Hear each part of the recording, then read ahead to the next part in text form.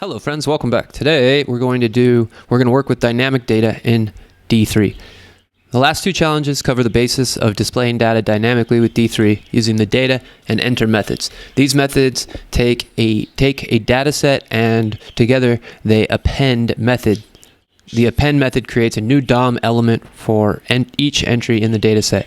In the previous challenge, you created a new H2 element for each item in the data set array. But they all contain the same text, new title. This is because you have not made use of the data that is bound to each H2 element. The D3 text method can take a string or a callback function as an argument. So here we've got the text taking a callback function of D. That looks confusing if you're not really up to date with the thing. So it's the same thing as saying a function of D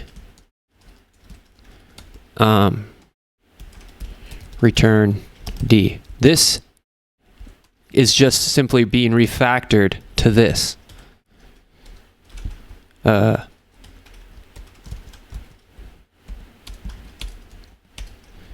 what this is. I hope that helps, because what this used to throw me off when I was learning. So anyways, we'll get rid of that for now.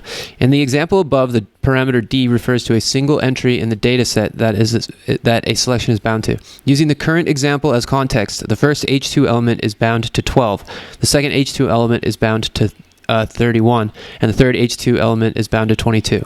12, 31, 22, and so on.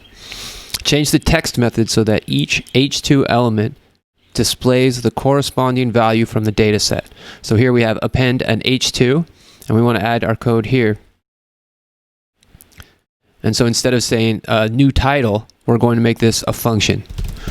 And then we're going to say our, what should we say? Our data set, our data, our point, data point. And then we're going to return data point.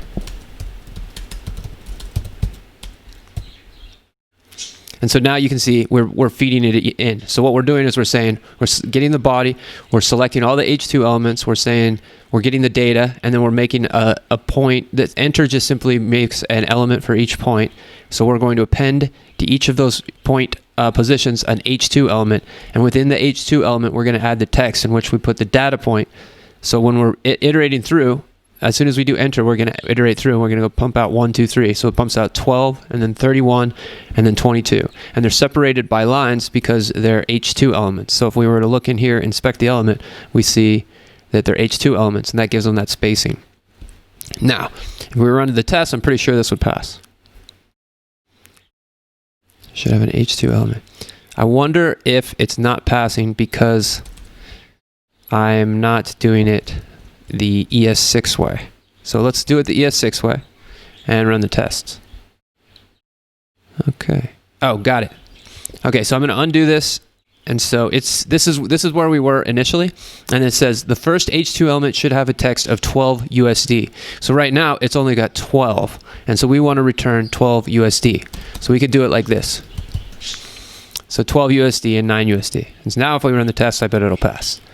Okay, cool. But we can refactor this, right? Because up here, they're showing us that you do it like this, and down here, we're doing it like this. So what we can do is make it an ES6 function.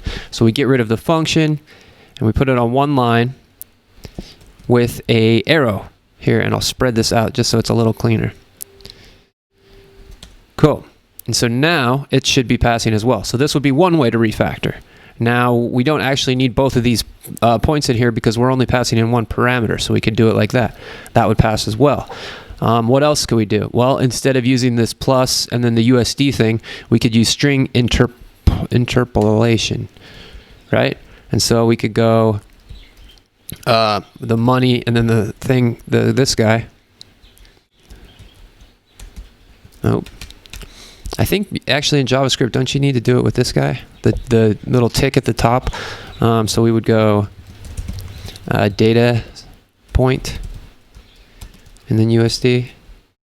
Cool. Cool. Yeah, and that would be another way to refactor this guy down. And if you wanted to get it all the way down, you could just get rid of all this too, because none of it's necessary. Those are just comments. So yeah, the text, the data point there. Some people would do something like make the variable non-descriptive and simple like this, but I don't like doing this because I think it makes code harder to read rather than more succinct. So yeah, there's a data set, and each data point we're passing in with a USD as a thing. Anyways, hope you guys enjoyed this one. We'll see you in the next lesson.